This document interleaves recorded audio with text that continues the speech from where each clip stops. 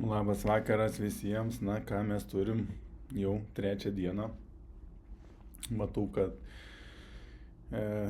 čiate rašot, norit influencerių, norit boto parametrų, bet negaliu iš karto duoti. Noriu šiek tiek platesnį vaizdą pristatyti, kad iš toliau pažiūrėtumėte visą makroekonomiką, kas vyksta, tam tikrus įsitikinimus savo nusilaužtumėt. Ir prieisim, viskas gerai, kantriai laukiam, prieisime prie to boto, prie parametrų, prie influencerių, nėra kur skubėti, nes praeitą kartą padariau klaidą su pirma grupė, anksčiau viską daviau. Ir kol dar neišdėsčiau konkrečiai sistemos viso protokolo juodą ant baltą ir bus tą savaitę, kai mes kiekvieną dieną kartosimės, tą paminėsiu kiekvienam video. Tai va, kantriai tiesiog laukiam, bandome susidaryti didesnį vaizdą ir šiandien galim iš karto pradėti,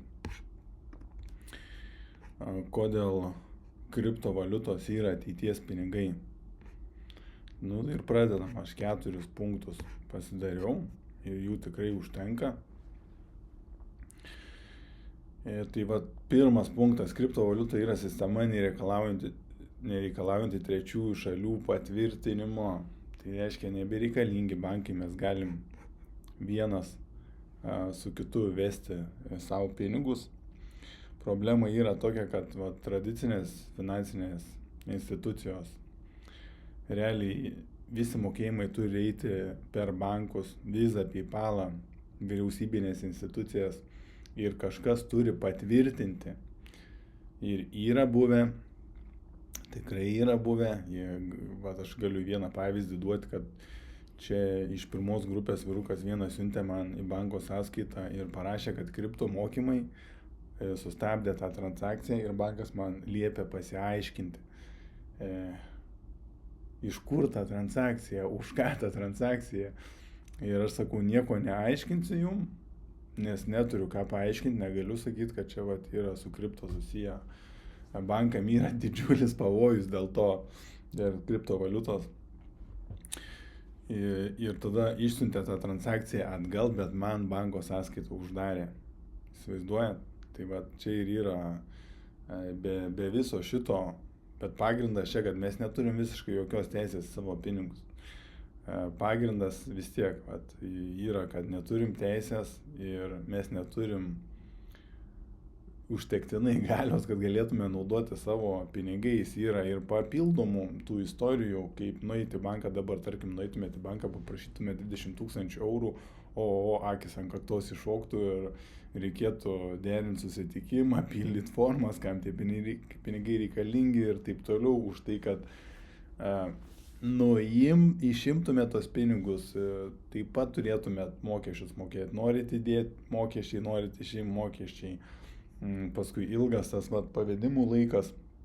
Čia jeigu mes kalbam apie tarptautinius mokėjimus, iš viso, kai bankai veikia realiai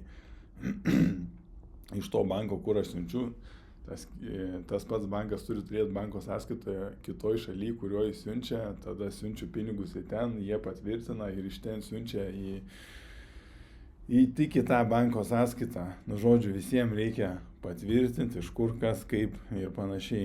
Ilgas apdorojimo laikas. Nu ir kaip minėjau, rizika yra, kad gali atmesti transakciją arba užblokuoti visai. Ir tai yra realu, tikriausiai patys turi šitų pavyzdžių. Dabar kripto sprendimai, kaip ir minėjau, sandoriai gali vykti tiesiog tarp dviejų asmenų. Jeigu pažiūrit pas mus čiate, Vales įmeta, kad ten 1 milijoną pervedė iš karto vieni kitiem, jokių problemų ir niekas neturi patvirtinti tos transakcijos, mes prisimam pilną atsakomybę už savo pinigus ir pilną teisę turim.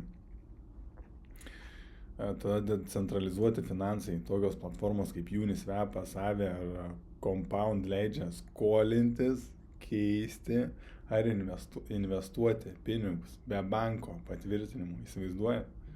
Yra platformos DeFi, Decentralized Finance, Tai žodžiu, jos leidžia mums visą tai daryti be niekieno įsikišimo. Jeigu aš noriu, aš savo galiu kriptovaliutą investuoti, skolinti ir gauti gražą už tai be jokių įsikišimų, trečiųjų asmenų įsikišimų. Tai va, nauda verslams ir vartotojams, tai vartotojai esame mes patys, kiekvieną dieną vartojam šitas bankinės paslaugas ir naudojamės bankais, siuntinėjom pinigus ir panašiai. Tai va, greitesni, pigesni mokėjimai bet kurioje pasaulio vietoje, mažiau biurokratijos ir sąskaitų blokavimo rizikos. Žmonės gali vykdyti finansinius sandorius net be banko sąskaitos. Dabar, kas liečia banko sąskaitos, įsivaizduojat, kad pasaulyje yra 1,4 milijardo žmonių, kurie net neturi prieigos prie banko. Ir maždaug apie pusę jų, apie 700 milijonų, yra vien Afrikoje. Bet daugelis tų žmonių jau turi prieimą prie telefono ir prie interneto. Ir kaip jūs mano dabar, kokia bus adaptacija? Ar jie pirmą eis į bankus ir paskui į kriptovaliutos, ar tiesiai eis į kriptovaliutos be jokios biurokratijos? Ir šitą masinę adaptaciją veikia. Tiesiog yra jau prasidėjus. Toliau antras punktas. Kriptovaliutos gali išlaikyti ir net padidinti pirkimo galę priešingai nei fiatinės valiutos. Problema. Tradicinės valiutos, euras, doleris nuolat praranda vertę dėl infliacijos. Centriniai bankai spausdina naujus pinigus, mažindami jų perkamąją galę.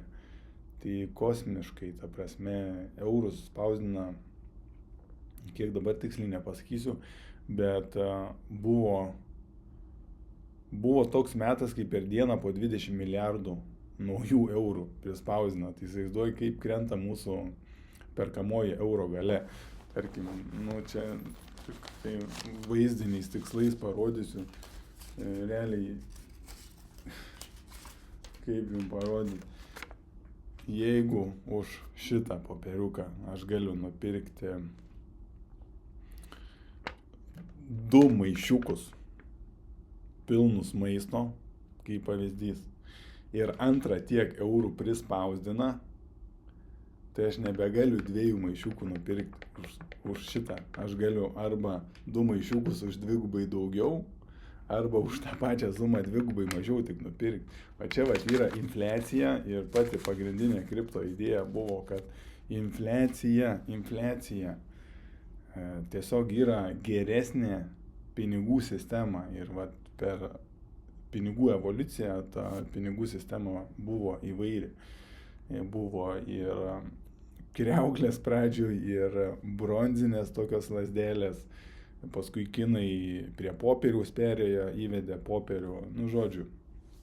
Tai dabar mes, kadangi visas pasaulis eina į skaitmeną, kriptovaliutas yra naujas būdas. Tiesiog praktiškai neįmanoma jo reguliuoti ir atsiranda daug skirtingų nišų, tokių kaip meme-coinai ir panašiai, bet neįsiplėsiu. Tai problema, kad pavyzdys, per pastaruosius 10 metų euras prarado daugiau negu 25% savo vertės. Tai nuo 21 iki 23 metų infliacija siekia net tarp 80% daugelių šalių.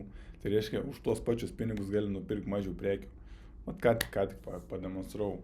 Dabar kripto sprendimas. Bitcoin ribotas kiekis yra tik tai 21 milijonas, ne? Sakykime, įeina mes. O 88 geras skaičius. Įsivaizduojat? Ir jau 19 milijonų 820 tūkstančių yra išmaininta. Tai reiškia paskutinis milijonas, realiai, biški daugiau negu milijonas, bus iškasamas per daugiau negu 100 metų. Ką tai sukurs? Tai sukurs paklausą, kad dar labiau bus reikalingas šitas bitcoinas, daugiau žmonių bus reikalingas ir sukurs šitą, kad tiesiog yra retas išteklius, taip sakykime, kad ir jis yra skaitmeninis, bet jis yra retas išteklius. Ant akių krenta, matot? tai geras metas. Toliau sprendimas. Defliaciniai mechanizmai, kai kurios kriptovaliutos tokios kaip Binance, BNB arba Ethereum, čia yra tiesiog techninis terminas, nebūtina įveltis, atnaujimo reguliariai sudegina dalį monetų, mažinamos pasiūlą ir potencialiai didinamos vertę. Nauda vartotojams ir investuotojams. Kriptovaliutos gali tapti vertės išsaugojimo priemonė ilgalaikėje perspektyvoje. Vartotojai gali apsisaugoti nuo fiat infliacijos laikydami dalį savo turto BTC ar ETH. Tai leidžia mažmenininkams išlaikyti perkamąją galę ilgiau nei naudojant fiat pinigus. Dėl to visi bankai yra no, nes realiai viskas ant skolos pastatyta ir dabar jeigu mes nebenaudojam bankų ir naudojam kriptovaliutą, tai kas gaunasi? Tiesiog bankai turi naujai įvesti. Nebereikalingi yra bankai. Aš mačiau kažkada, kaip dabar, kokie verslo modeliai dabar bendrai paėmus kitą sritį. Tarkim, Airbnb ir Bookingas yra didžiausia viešbučių platforma pasaulyje, kurie net neturi savo nekilnojamo turto. Įsivaizduojat? Tai toliau, tarkim, didžiausia taksi bendrovė net neturi savo automobilių. Tai ten, tarkim, Uberis arba Boltą mes čia Lietuvoje labiau naudojam. Matot, ateina į pasaulį visiškai naujas verslo modelis ir sakoma, kad Bitcoinas irgi yra didžiausias pasaulio bankas, kuris niekam nepriklauso. Tiesiog yra visa ekosistema vidinių vartotojų, laisvė, pilna kontrolė už savo finansus. Čia paminėsiu vėl. Realiai jūs, kai duodat pinigus savo bankui arba bankė laikot savo pinigus, tai įsivaizduokit. Man atrodo, Europoje yra, kad draudžia pinigus iki 100 000 eurų. Tai realiai viską, ką turit viršaus, jeigu bankas bankrutuotų, jūsų pinigai nebus apdrausti. Yra tik tai dalis, kurią jums gali gražinti ir tai turėsit įti per ilgus procesus, biurokratinius procesus. O jeigu jūs turit kriptovaliutą pas save, esat pilnai atsakingi, visiškai laisvi. Tai va, pagrindinės problemos yra sąskaitų įšaldymas dėl įtartinos veiklos, kaip man buvo gyvas pavyzdys ir aš daugiau girdžiu tokių istorijų. Limitai pervedinimams ir grynųjų pinigų išėmimams, vėlgi, ta prasme, noriu nusiimti štuką eurų, iš bankomato papildomai 40 kainuoja mano pačių pinigų. Tai įsivaizduojat, valiutos kontrolė toliau kapitalo apribojimų kai kuriuose šalyse. Pavyzdžiui, Argentinoje žmonės laisvai negali pirkti USD, Amerikos dolerių. Tai kripto sprendimai dabar, jūsų pinigai, jūsų raktai. Turint asmeninę piniginę, Ledgerį, MetaMask ar Trust Walletą, Trezorį norėčiau čia įrašyti. Tik jūs valdote savo lėšas, be jokios trečiosios šalies kontrolės. Aš noriu padaryti pavedimą, paimu ir padarau, niekam neįdomu, ta prasme, paimu ir padarau. Aišku, iškyla čia kiti niuansai.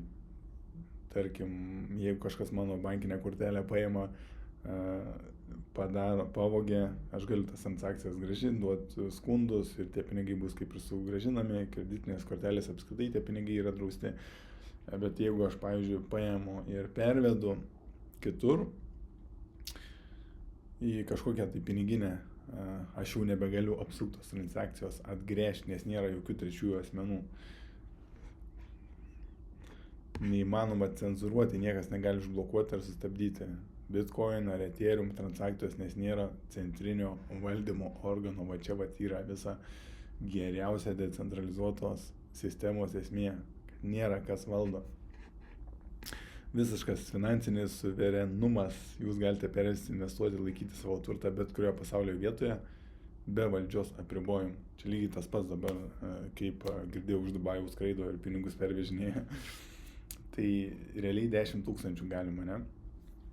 Tai žmonės nusiperka laikrodžius po 50, po 100 000, grįžta, jos parsiduoda, tai pervežinėja pinigus. Bet įsivaizduojate, jeigu turit ledžeriuką, su savim gaila neturiu dabar, bet jeigu turit ledžeriuką, rakčiuką, jums net nereikia, jūs ten galite milijoną, 10 milijonų, 100 milijonų turėti ir prie sienos nothing to declare tai padaryti, įsivaizduojat, galit net šito neturėti, galit turėti tik popieriuką su fraze, arba galit net visiškai nieko neturėti, įsiminę būti 12 savam nemnoninėt šitą frazę, šaltos piniginės, įsiminę 12 žodžių ir pas jūs galvoje yra, aš nuskrendu į kitą šalį, nusiperku šitą raktą, šaltą piniginę ir ten atsikuriu su tai žodžiais ir turiu prieimą prie savo visų pinigų, prie savo viso turto. Realiai jūsų rankose viskas, nauda vartotojams. Pilna pinigų kontrolė be rizikos, kad sąskaitos bus užblokuotas. Lengva siūsti pinigų šeimai, draugams bet kurioje pasaulyje be bankinių kliučių. Man atrodo, Western Union dabar dar 10% ima už transakciją, tai čia yra kosmosas. Verslai gali priimti mokėjimus be rizikos, kad ir čioje šalia užblokuos pajamas. Dabar kriptovaliutų adaptacija jau prasidėjo. Didieji fondai ir bankai įžengė į rinką. Problema. Anksti vaisiais metais kriptovaliutos daug kas laikė spekulaciją ir nelegalę veiklą, tačiau dabar didžiausi finansų rinkos žaidėjai keičia savo požiūrį. Ką tai reiškia? Tai reiškia, kad mes jau esam, realiai kriptovaliuta yra 15 metų. 2009 sausio, kaip atsirado Bitcoinas, tai įsivaizduokit. Jau net 16 metai eina. Pavyzdį aš jums duosiu, kai atsirado internetas, nuo interneto atsiradimo iki masinės adaptacijos, kol visos institucijos, įstaigos, žodžiu, kiekvieni namai beveik turi internetą, bent jau labiau išsivysčiusiose šalyse, 25 metus užtruko adaptuoti į visuomenę šitą technologiją. Ir pradžioj lygiai taip pat buvo internetas, prekyba, pornografija ir taip toliau. Bet nepaisant to visos valstybinės institucijos turi internetą. Visos švietimo įstaigos, kiekviena mokykla, kiekvienas darželis, kiekvieni namai mes jau be interneto nežinom. Jau mūsų vaikai, kai auga, jau jie be interneto neįsivaizduoja pasaulio, mes patys nebeįsivaizduojam pasaulio, galim tik atsiminti kokie laikai buvo. Ir dabar žiūrėkit, kas bus ateityje. Ir čia labai artimoje ateityje yra ekonomistų pasaulio stiprių, kurie teigia, jeigu internetą užtruko 25 metus integruoti, tai kriptovaliutos gali užtrukti apie 20 metų, nes viskas jau greičiau juda. Įsivaizduojat? Tai mes ir tikimės, kad eksponencinis augimas adaptacijos prasidės kažkur nuo 28 metų iki 33 metų. Tam tarpe masiškai bus pradedamos naudoti ir blockchaino technologija, ir kriptovaliutos. Mes realiai eisim parduotuvę ir atsiskaitinėsim jau kriptovaliuto. Jau tokio pasaulio, koks yra dabar, mes jau nebepažinosim. Įsivaizduojant. Ir sprendimas dabar, BlackRockas jau yra integravęs, didžiausias investicinis fondas pateikė prašymą dėl Bitcoin ETF-o. Įsivaizduojat, ir valdo milijardus dolerių kriptovaliutų rinkoje. Fidelity leidžia savo klientams investuoti į BTC ir ETH. Goldman Sachs ir JP Morgan jau siūlo institucinėms įmonėms prekybos kriptovaliutomis paslaugas, nors pradžioje ypatingai neigė. PayPal paleido savo stabilių PayPal USD stablecoiną leidžiant atlikti mokėjimus naudojant blokų grandinę. Tesla laiko milijardus dolerių BTC kaip dalį savo turto. Jau nekalbant apie Butaną, El Salvadorą, Ameriką dabar iš viso išjudins, manau. Pasikartosiu, Lenkija kalba irgi apie tai, kaip Bitcoin Strategic Reserve pradėti kaupti. Tai įsivaizduojat, kai valstybės pradės supirkinėti BTC. Įsivaizduojat, kas bus. Jos jau pradėjusios supirkinėti. Tai dabar nauda mažmenininkams ir vartotojams. Didėjantis institucinis pripažinimas reiškia didesnį saugumą ir stabilumą rinkoje. Va šitas, saugumas, stabilumas rinkoje mane gazina. Bankai ir įmonės lengvina prieigą prie kriptovaliutų. Todėl net paprasti vartotojai gali jas lengviau naudoti. Kriptovaliutų mokėjimai tampa vis labiau priimami kasdieninėje prekyboje. Turim išvadą. Kriptovaliutos jau dabar sprendžia realias problemas, su kuriomis susiduria tiek vartotojai, tiek mažmenininkai. Jos mažina įsipareigojimus tarpininkams, suteikia finansinę laisvę, apsaugo nuo infliacijos ir yra aktyviai adaptuojamos didžiųjų institucijų. Visą tai rodo, kad kriptovaliutos ne tik eksperimentas, bet ateities pinigai. Tai jeigu ir yra kažkoks metas, kada pradėti domėtis, pirkti, investuoti, turėti bendrą didesnį išprusimą apie visą kripto ekosistemą, tai yra dabar. Dabar, kiekvieną dieną. Tai aš tikiuosi šitą informaciją jums yra naudinga ir iki rytojaus atsisveikinam.